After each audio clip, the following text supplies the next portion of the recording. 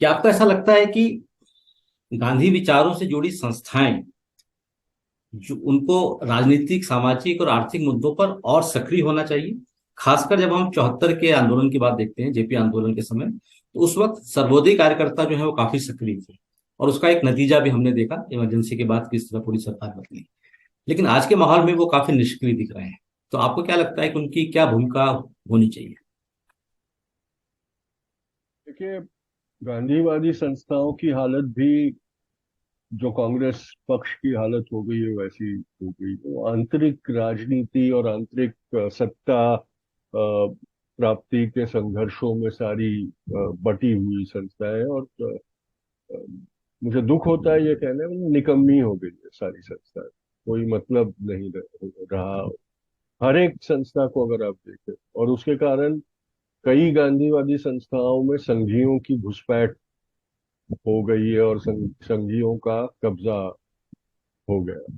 और फिर भी ये जो कथित गांधीवादी है जो ये इन संस्थाओं के ऊपर, संस्थाओं पे कब्जा किए हुए बैठे हैं, वो बिल्कुल बेध्यान बन के सिर्फ अपनी सत्ता, अपनी कुर्सी टिकाए रखने की होड़ में पड़े हुए हैं। अब ये तमाशा पब्लिक हो गया। पहले क्या होता था कि वो अंदरूनी मामले होते थे, सिर्फ जो लोग ध्यान देते थे उनको पता चलता था। आजकल तो खुलेआम झगड़े होते हैं, पब्लिक में होते हैं। अभी सोशल मीडिया पे सर्व सेवा संघ और सेवाग्राम आश्रम प्रतिष्ठान, उनमें क्या बखेड़े चल रहे हैं वो पूरे हर रोज का पब्लिक सोशल मीडिया पे उसकी बातें आती है। और इसीलिए ये अब सत्य हो गया है कि वो लोग जो भारत के साथ जुड़े सवाल है, प्रश्न है, उसके ऊपर कार्यरत नहीं थे। अब सर्व सेवा संघ की ही बात कर ले हम तो भूदान आंदोलन के बाद भूदान में प्राप्त जमीनों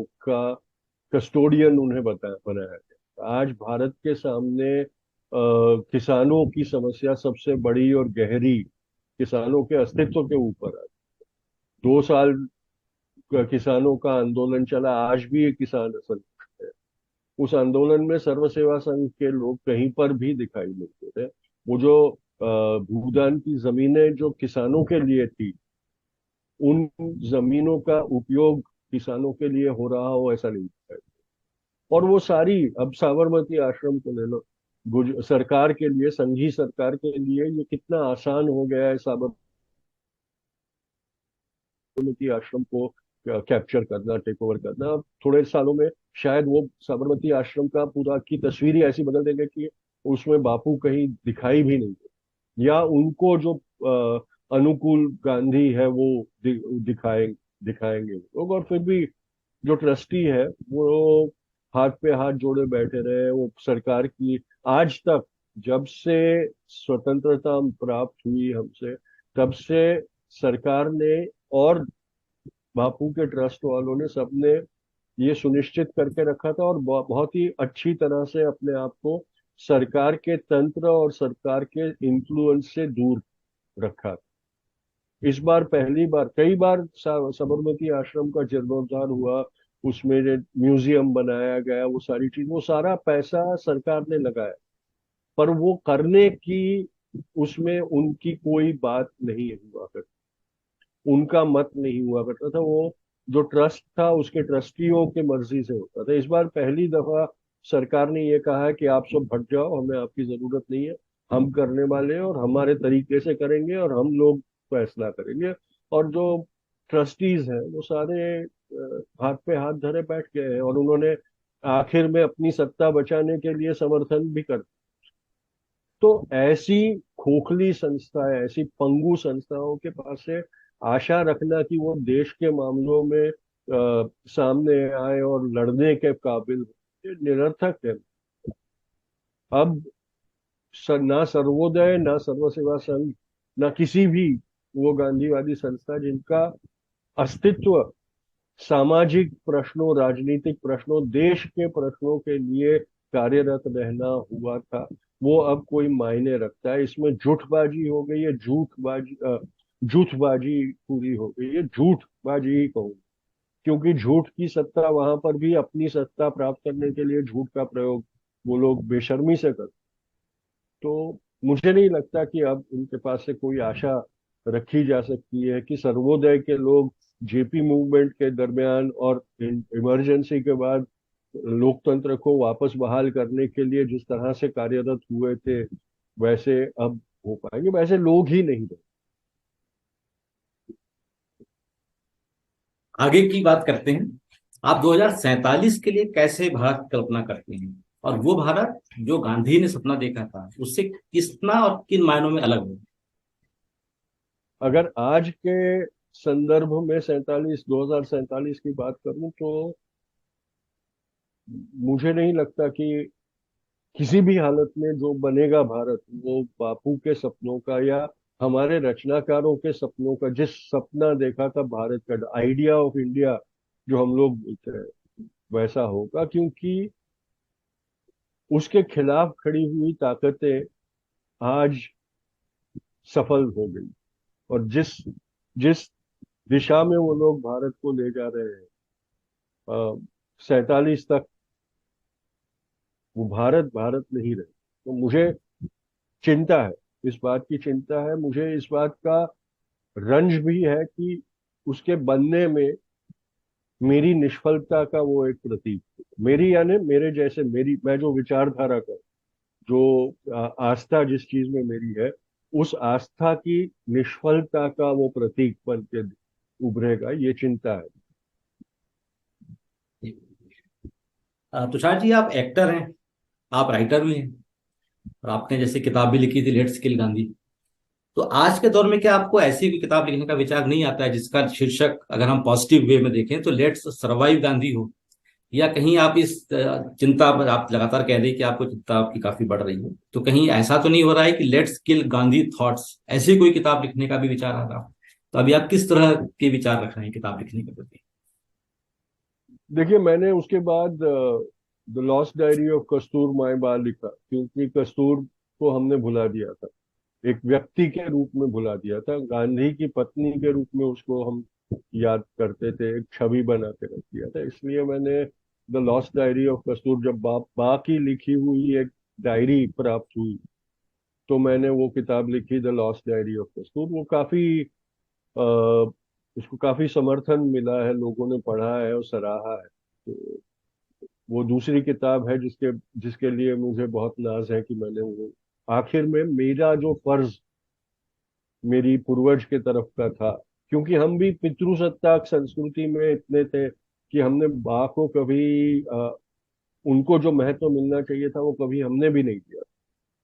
तो मेरी किताब से बा के किरदार पर, जो कस्तूर थी, उसके किरदार पर जो रोशनी में डाल सका, उसका मुझे नाज है। अभी मैं एक किताब लिख रहा हूँ, अ, विभाजन के की त्रासदी के ऊपर है। वो भी एक वुमन सेंट्रिक किताब है, जिसमें मेरी दादी की एक सहेली थी, कमलाबेन पटेल, जिन्होंने विभाजन के बाद, विभाजन की त्रासदी में जिन औरतों और बच्चों को अगवा कर लिया गया था और जिनको होस्टेज बना के रखा गया था बॉर्डर की दोनों तरफ, उनके पुनः प्राप्ति का काम पाकिस्तान में रहकर उन्होंने किया था। तो उनकी एक, जो उन्होंने जो अपनी उस काल के की जो एक जीवनी लिखी थी गुजराती में, उसका मैं ट्रांसलेशन कर रहा हूँ, और उसके साथ रिसर्च करके वैसी दूसरी जो महिलाएं थी जिन्होंने भी ऐसा ही काम दोनों तरफ किया, पूर्व की सीमा पर भी और पश्चिम की सीमा पर भी जिन्होंने ये काम किया, उन सारों के बारे में एक किताब लिख रहा हूँ। क्योंकि आज पार्टीशन को लेके घृणा की राजनीति को बढ़ावा देने के लिए पार्टीशन का इस्तेमाल किया जाता है। प्रधानमंत्री ने भी 2 साल पहले ऐलान किया कि 14 अगस्त अब से पार्टीशन हॉरर रिमेम्बरेंस डे के तौर पे मनाया जाएगा। और मकसद ये है कि पार्टीशन की जो त्रासदी थी, उसकी जो जो एक घिनौनी याद थी, उसको जागरूक रख के आज के भारत में घृणा का विष फैलाया जाए। तो ये जो मेरी किताब है, उसमें थोड़े बहुत पैमाने पर जो अच्छा काम हुआ, जो मानवता का काम हुआ, जिसमें न्याय हुआ लोगों के साथ, कुछ लोग जिंदगियां संवरी कुछ जिंदगियां, समझी कुछ जिंदगियों को नई आशा मिली, वैसी ये किताब भी मैंने। मुझे लगता है कि अब हमने घृणा के खिलाफ एक मुहिम चलाना बहुत जरूरी है। पिछले साल ही एक मीटिंग में था मैं, तब हम सितंबर के काल में थी, जब वो पैगंबर मोहम्मद के को खिलाफ अपशब्द बोलने का वाकया हुआ था, और मुसलमानों में काफी गुस्सा हुआ था। तो उस गुस्से का कोई बुरा अंजाम ना हो, इसके लिए हमने बम्बई में एक मीटिंग रखी थी। तब मैंने ये एक विचार रखा था कि 42 में 9 अगस्त को बापू ने अंग्रेजों को भारत छोड़ने का आह्वान किया और क्विट इंडिया मूवमेंट की शुरुआत की, आरंभ किया।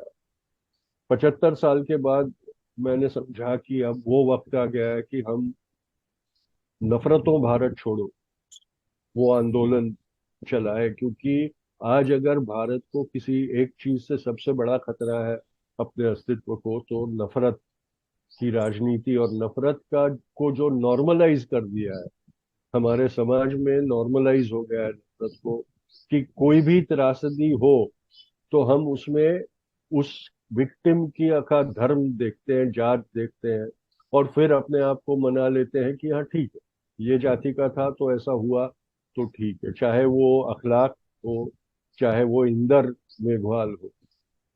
तो हम अपने आप को कह देते था कि वो मुसलमान था, ठीक है, जो हुआ वो ठीक हुआ, वो दलित था, जो हुआ ठीक हुआ, हमें क्या फर्क पड़ा। ये इसलिए हुआ है कि हमारे दिलों में नफरत घर कर चुकी, और नफरत के चलते हमारी जो मानवता थी वो कुंठित हो गई है, मौत के घाट पर पड़ी हुई। अगर ये हुआ तो भारत का अस्तित्व असंभव हो जाए। और इसलिए अगर भारत को बचाना है, हिंदुस्तान को बचाना है, तो नफरत के खिलाफ जंग लड़नी पड़ेगी। और इसीलिए मैंने अब अ, नफरत को सबसे बड़ी चुनौती समझ के उसके खिलाफ काम करने को ही मेरा मकसद मैंने समझा। आज ये आखिरी सवाल था कि आज गांधी के विचारों को भारत से ज्यादा दुनिया भर में जो बड़े नेता हैं, चाहे वो यूएन के नेता हों, अमेरिका के हों, कहीं के भी हों, ज्यादा प्रासंगिक मानते हैं। और इस समय दुनिया में जिस तरह का अलग अलग देशों के बीच युद्ध की स्थिति है, विश्वास की स्थिति है, हिंसा का दौर जारी है, उसे देखते हुए आज गांधी की वर्तमान और भविष्य की प्रासंगिकता पे आप क्या विचार है? देखिए, हमने ये समझना बहुत जरूरी है कि हमारी संस्कृति मूर्ति पूजक संस्कृति रही। हमने भगवानों को भी महज मूर्ति के स्वरूप में रख दिया, और उस मूर्ति की हम पूजा करते हैं। और जो जिसके कारण वो भगवान स्वरूप बने, दिव्य स्वरूप बने, पूजनीय बने, उन सारे तत्वों को, उन सारे गुणों को हम भुलाते चले गए। और वही चीज हमने बापू के साथ देखी है। जबकि विदेशों में जहाँ सिद्धांतों को माना जाता है और सिद्धांतों के कारण लोगों को आदर्श कहा जाता है, तो वहाँ ये लाजमी है कि बापू का जो कार्य पद्धति थी, बापू की जो मान्यताएं, उनके ऊपर काम किया जाए और उनको अपनाकर आज के जो प्रश्न हैं उनके खिलाफ के उनको सुलझाने के लिए उनका उपयोग किया जाए। वो फितरत वहाँ ज्यादा है। और इसलिए हमें वो फर्क दिखाई देता है। क्योंकि आज अगर आप क्लाइमेट चेंज देखें, ग्लोबल वार्मिंग देखें, तो वो हमारी कुदरत के खिलाफ, प्रकृति के खिलाफ हमारी जो हिंसात्मक जीवन शैली बन गई है, उसी का नतीजा आज हुआ है। अगर उसमें उससे हमें, उस विपदा से हमें बचना होगा, तो हमें गांधी की अहिंसा, चाहे वो हम गांधी की अहिंसा कहें या बुद्ध की अहिंसा कहें, या जो अहिंसा का तत्व है उसे ही समझे, वो कहीं ना कहीं उस तत्व को हमें हमारी जीवन में उतारना पड़ेगा। उसके बगैर हमारा अस्तित्व नामुमकिन हो जाता है। और जब तक उसकी अहमियत रहती है, तब तक उसको सबसे ज्यादा सफलतापूर्वक इस्तेमाल करने वाले व्यक्ति को हम नहीं। तो ये गांधी का महत्व है, और इसीलिए आज भी उनका महत्व रहेगा, कल भी उनका महत्व रहेगा, और गुजरे हुए कल में भी उनका वही महत्व था। व्यक्ति का महत्व नहीं था, उसके जो उसकी जो आइडियोलॉजी थी, उसकी जो मेथोडोलॉजी था, उसका महत्व।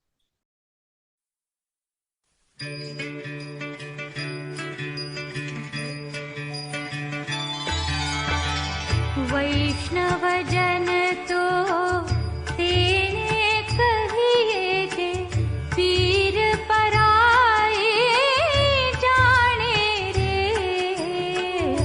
वैष्णव जन तो तेने कहिए जे, पीर पराए जाने रे। पर दुखे उपकार करे तुए, मन अभिमान नाणे रे। वैष्णव जन